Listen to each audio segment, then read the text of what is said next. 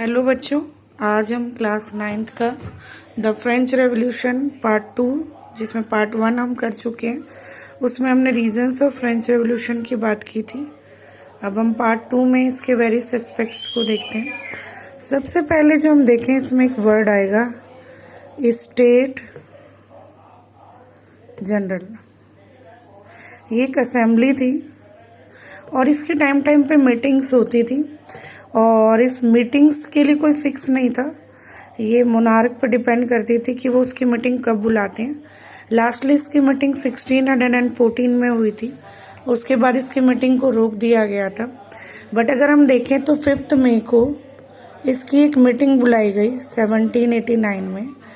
इस मीटिंग्स में तीनों स्टेट्स ने अपने रिप्रेजेंटेटिव्स भेजे, स्पेशली फर्स्ट स्टेट और सेकेंड स्टेट। इन्होंने अपने 300 रिप्रेजेंटेटिव्स इसमें भेजे और ये जो सिटिंग इनकी थी वो इस तरीके से थी कि ये दोनों एक दूसरे को फ्रंट फेस पे बैठे थे। लेकिन द थर्ड स्टेट जो है, उनके रिप्रेजेंटेटिव्स 600 रिप्रेजेंटेटिव्स थे। लेकिन इन 600 रिप्रेजेंटेटिव्स को इन 300 रिप्रेजेंटेटिव्स के पीछे खड़ा किया गया। ये थर्ड स्टेट की कंडीशन थी। स्पेशली स्टेट जनरल में 3 तरीके के, या जिसे हम कहें वुमेन, आर्टिजन्स एंड पेजेंट्स, इनको इनवाइट नहीं किया गया था। इनको डिनाई किया गया, इनकी मेंबरशिप को भी डिनाई किया गया, इसको डिनाई कर दिया गया। लेकिन जो थर्ड स्टेट्स के लोग थे वो अपने साथ इनके 40,000 लेटर्स लेके आए थे, जिनमें इनकी क्या क्या डिमांड्स होंगी वो लेके आए हुए थे। जब स्टेट जनरल की मीटिंग्स हुई तो उसमें इस तरीके का जब 40,000 लेटर्स लेके आए तो उसे जो किंग था, मोनार्क था, उसने एक्सेप्ट नहीं किया। तो इसको देखते हुए जो ये मीटिंग थी इसको रोक दिया गया। और जिसको देखते हुए जो 600 थे, इससे पहले जो वोटिंग का प्रोसीजर था उसमें ये था कि every state has equal voting right. Voting means 1 voting right. Her state को एक वोटिंग राइट मिला हुआ था। इट मीन्स 1 सबके अपने अलग। लेकिन थर्ड स्टेट ने इस डिमांड की कि वोटिंग राइट जो है स्टेट के मेंबर्स के हिसाब से होनी चाहिए। मेंबर्स, ऑब्वियसली बात है, जब ये जो वे था ये डेमोक्रेटिक फॉर्म था। अगर हम मेंबर्स की बात करें तो फिर क्योंकि थर्ड स्टेट्स के रिप्रेजेंटेटिव सबसे ज़्यादा थे तो उसकी वैल्यू भी ज़्यादा होगी। उनकी कही हुई जो डिमांड्स हैं या जो चाह रहे हैं उसकी वैल्यू ज़्यादा होगी। इस बेस पे उन्होंने कहा मेंबर्स के बेस पे वोटिंग राइट्स होनी चाहिए। इसको मोनार्क ने एक्सेप्ट नहीं किया, जिसको देखते हुए इन सब ने उसको बाइकआउट किया। ये सब बाहर आ गए। और थर्ड स्टेट के जो रिप्रेजेंटेटिव्स थे, इन्होंने नेशनल असेंबली नाम की एक अलग असेंबली को फॉर्मेशन दिया। इसमें सबसे बड़ा रोल जो है, अगर हम देखें तो 2 लीडर्स जिनका नाम आएगा, first one is Abbe Sieyes and second is Mirabeau. Abbe Sieyes, Mirabeau, दोनों ये थर्ड स्टेट के मेंबर नहीं थे, बट थर्ड स्टेट की डिमांड करते थे, उनके फेवर में थे। अगर हम देखें तो इन दोनों ने इस चीज़ को कहा। और जब यहाँ पे मेंबर्स की बात जो ये कर रहे हैं, ये जो डिमांड थी, ये रूसो के बारे में हम पहले भी देख चुके हैं। रूसो ने the social contract, the name of the book, इसमें उसने डेमोक्रेटिक राइट की बात की है, वोटिंग राइट की बात की है, इसकी बात की थी। अब क्या हुआ, this is the formation of 1789।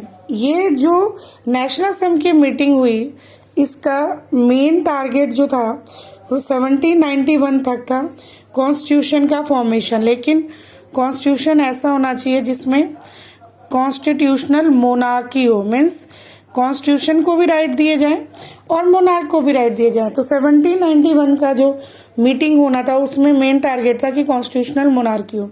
इसमें क्या हुआ, कॉन्स्टिट्यूशनल मोनार्की में जो फॉर्मेशन थी वो इस तरीके से की गई, जैसे आप जानते हैं आज भी पावर डिवीजन की जाती है, तो उस टाइम भी पावर को डिवाइड किया गया, legislature, executive and judiciary.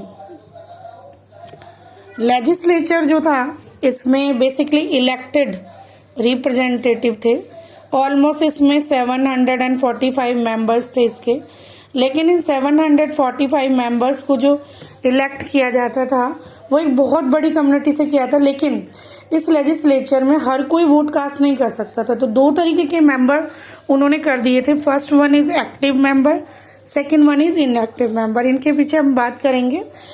Executive में बेसिकली क्या थे, दो तरीके के पार्ट थे। एग्जीक्यूटिव मतलब जो एग्जीक्यूट कर रहा है, वर्क को कर रहा है, इसमें एक तो थे आपके किंग और सेकंड इसका पार्ट थे मिनिस्टर्स। जुडिशरी का मेन वर्क था, वोट के थ्रू ही चुने जाते थे। इसका मेन वो था कि भाई वोट के थ्रू चुनने के कारण ये जस्टिस से जुड़े हुए थे।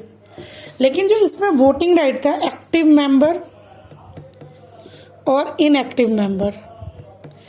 एक्टिव मेंबर वो थे जिनकी एज 25 प्लस, वो भी मैन होने चाहिए, और जो अपनी 1 मंथ की अर्निंग का 3 डेज का टैक्स पे करते थे,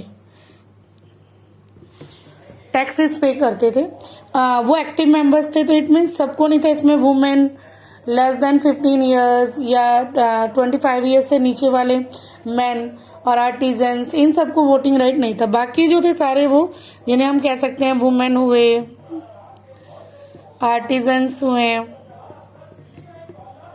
पेजेंट्स हुए, या लेस देन 25 वाले एज वाले, ये सारे इनएक्टिव मेंबर्स थे। ये जो मीटिंग बुलाई गई थी स्टेट असेंबली का, इसका मेन जो टारगेट था वो था टैक्स को बढ़ाना। क्योंकि हमने पहले भी बात की कि जब लुई 16 यहाँ पे आया तो लुई 16 ने ट्रेजरी को फुली जो है एम्प्टी पाया। उसके बहुत सारे फैक्टर्स हमने देखे इकोनॉमिकल में, तो ये हुआ। लेकिन 1791 में कॉन्स्टिट्यूशन जो है वो ऑलमोस्ट बन के तैयार हुआ, और 1791 के कॉन्स्टिट्यूशन की सबसे खास बात ये थी कि जो कॉन्स्टिट्यूशन बना इसमें declaration of right of man and citizen की बात की गई थी। इसमें ये कहा गया था कि नेचुरल राइट जो होते हैं, जैसे हमारे नेचुरल राइट्स में हो गए आपके प्रॉपर्टी राइट हो गए, या equality before the law, right to opinion, right to expression, ये सारे आपके नेचुरल राइट हैं, इनकी बात की गई थी। और स्पेशली मैन, इसके बाद ही ये हुआ कि भाई किस बेस पे फीमेल्स के राइट की बात की जाएगी। इसके बाद अब हम इस टॉपिक को तो यहीं रोकते हैं, अब you must note some questions. इसके बाद हम देखेंगे मेराबियो का क्या रोल रहा, या हम ये देखेंगे कि किस बेस पे आगे का वर्क हुआ। तो first question you have to notice, question number 1, what is the role of Mirabeau and Abeille? Second,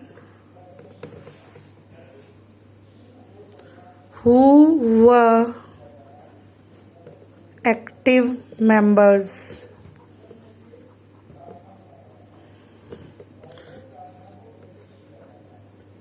Third, what are natural rights? ये 3 question you have to do in your notebooks, और इसी का part 3 और part 4 इसके next classes में हम लेके आएंगे। Thank you so much.